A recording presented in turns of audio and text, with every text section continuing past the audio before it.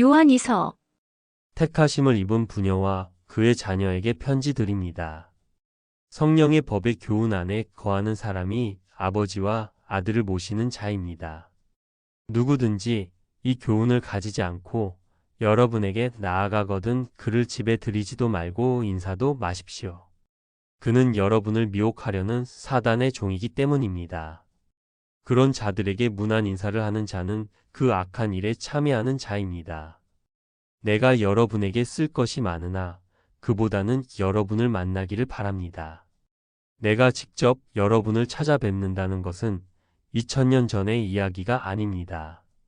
나 요한이 이미 죽어 없어진 줄로 아시는 여러분, 저는 영이 산 자입니다. 제 영이 곧 여러분을 찾아갈 것입니다. 저뿐 아닙니다. 산 자의 영이 영원히 산다는 것을 믿으신다면 저는 천년이 하루 같으신 하나님과 함께 있으므로 엊그제 세상에 잠시 있었던 사람입니다. 산 자의 영을 가지고 영생을 소망하시는 분이라면 별로 어색하지 않으실 것이며 아직 믿음이 약하신 분은 어색하실 것입니다. 그리스도로 인하여 구원을 받은 모든 영들이 여러분에게 문안 인사를 드립니다.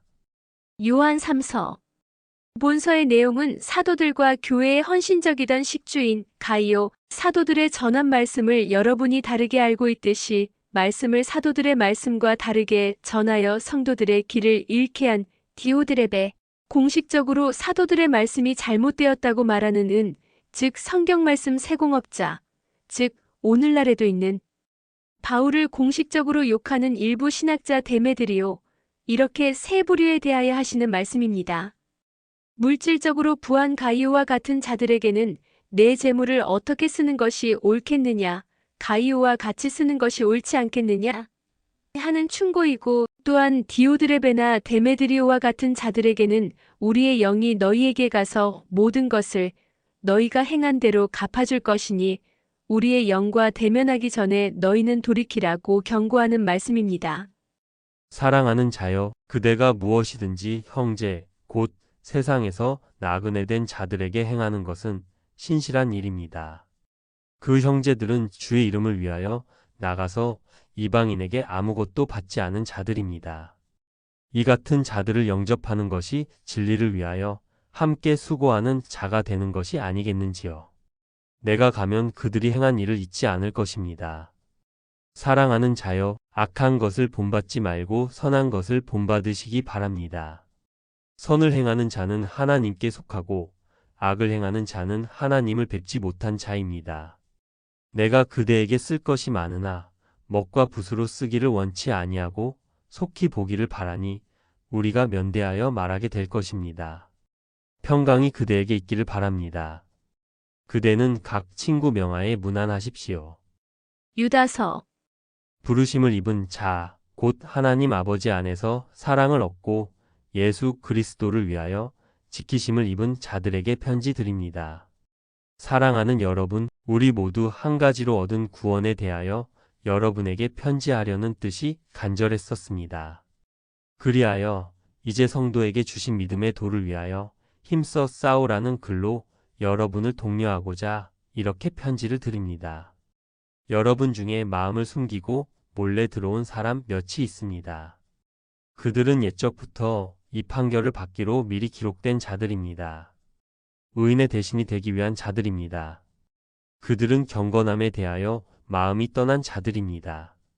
그 대표적인 예를 여러분들도 이미 알고 있기는 합니다만 다시 생각나게 하고자 합니다. 주께서 백성을 애굽에서 구원하여 내시고 후에 믿지 않는 자들을 멸하셨습니다. 또 자기 지위를 지키지 않고 자기 처소를 떠난 천사들을 큰 날의 심판까지 영원한 결박으로 흑암에 가두셨습니다. 소돔과 고모라와 그 이웃 도시들도 그들과 같은 모양으로 세상과 타협하며 다른 색을 따라가다가 영원한 불의 형벌을 받음으로 오늘의 우리에게 거울이 되었습니다. 이미 이와 같은 전례가 있음에도 깨닫지 못하는 자들이 있습니다. 영생을 바라본다고 말을 하면서 그리스도의 몸을 더럽히고 하나님의 권위를 업신여기며 영광을 회방하는 자들이 있습니다. 모세에게 함께했던 영인 천사장의 영이 마귀가 흙으로 돌아갈 모세의 시체를 가져가려고 하자 모세는 하나님의 선택을 입은 자이므로 마귀가 가져가는 것을 허락하지 않았습니다. 그러자 마귀가 미가엘에게 하나님이 너를 꾸짖으시기를 원한다. 라는 말밖에 하지 못했습니다. 물론 모세는 무덤에 장사되었으나 무덤은 없다고 신명기는 기록하고 있습니다. 승천한 것입니다. 그래서 복음서에서 베드로가 하나는 모세를 위하여, 하나는 엘리야를 위하여, 또 하나는 주를 위하여 초막을 짓겠다. 라고 말할 수가 있었던 것입니다. 엘리야도 모세도 변화된 몸으로 승천을 한 사람이기 때문입니다. 그래서 그리스도가 그들을 만날 때 그리스도의 몸은 일시적으로 그들의 영생하는 몸으로 변화했었습니다. 모세가 행위의 율법을 받았던 사람이고 또한 가나안에 입성을 할 수 없었던 사람이었음에도 불구하고 승천을 했고 그 승천하는 것에 대하여 시신을 흙으로 돌아가게 하는 권한을 가진 마귀도 감히 회방을 할 수가 없었습니다. 하물며 모세의 율법보다 더 큰 온전케 된 율법을 받은 자는 얼마나 더 큰 사람이겠습니까? 그의 말에는 얼마나 더 큰 권위가 있는 것이겠습니까? 그러나 오늘날 성령의 법을 회방하는 사람들은 그것을 모르고 있습니다. 도무지 하나님이 세우신 질서의 권위가 무엇인지 성경의 말씀이 무엇을 말하는 것인지 모르기 때문입니다. 결국 그들은 이성 없는 짐승같이 본능으로 아는 인간적 욕구만을 쫓아가다가 그것으로 멸망하게 될 것입니다. 그런 사람들에게는 화가 임하게 될 것입니다. 그들은 의를 미워하는 가인의 길에 행하며 삿을 위하여 발람의 어그러진 길로 몰려가며 고라의 패역을 쫓아가다가 멸망을 당할 것입니다. 그럼에도 불구하고 오늘날 그런 자들이 기탄 없이 여러분과 함께 성경의 말씀을 운운하니 그들은 여러분의 애찬의 암초입니다. 그들이 목자가 된다면 자기 몸만 기르는 목자가 될 것입니다. 그들은 모양만 가지고 있을 뿐이므로 그들의 전함은 바람에 불려가는 물 없는 구름에 불과하게 될 것입니다.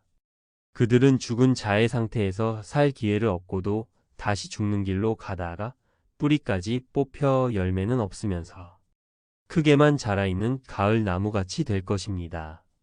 그들의 높음에 대한 자랑은 자기의 수치의 거품을 뿜는 바다의 거친 물결과 같을 뿐입니다.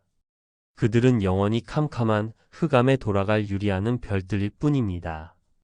아담의 7세손 에녹이 사람들에게 이러한 예언을 했습니다. 주께서 구원받은 수만의 거룩한 자들과 함께 임하실 것이다.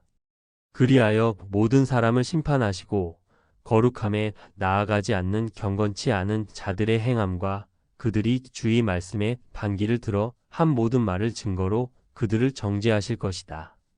그 정죄를 당하게 되는 자들은 성령의 법에 대하여 원망하는 자며 불만을 토하는 자며 그 정욕대로 행하는 자들입니다.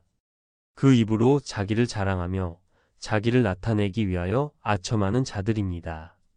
사랑하는 여러분, 여러분은 우리 주 예수 그리스도의 사도들이 지금까지 미리 한 말을 기억하십시오.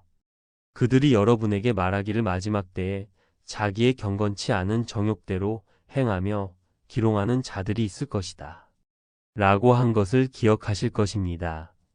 그 사람들은 당을 짓는 자들이며 육에 속한 자들이며 성령은 없는 자들입니다. 나의 말을 듣는 여러분들 중에는 그런 자가 없기를 바랍니다. 여러분은 여러분의 지극히 거룩한 믿음 위에 자기를 건축하십시오. 성령의 가르치심을 늘 생각하여 쉬지 않고 기도하는 자가 되십시오. 하나님의 절대적 사랑을 실천하여 자기를 지키도록 하십시오. 영생에 이르도록 당신의 마음에 성령의 법이 온전히 서게 되기를 바라십시오. 말씀을 의심하는 자들에 대하여 불쌍히 여기는 마음을 가지십시오. 불에 거하는 자들을 불에서 끌어내어 구원하려고 하십시오. 그들에게 임할 재앙을 인하여 두려워해야 하는 자들을 긍휼히 여기십시오. 그렇게 하는 것을 보신 하나님께서 그를 보호하시고 세상에 대하여 거침이 없게 하실 것입니다. 표기된 네이버 카페 농부의 지혜로 찾아가시면 성경 내용 전체의 설명글을 가입 절차 없이 읽으실 수 있습니다.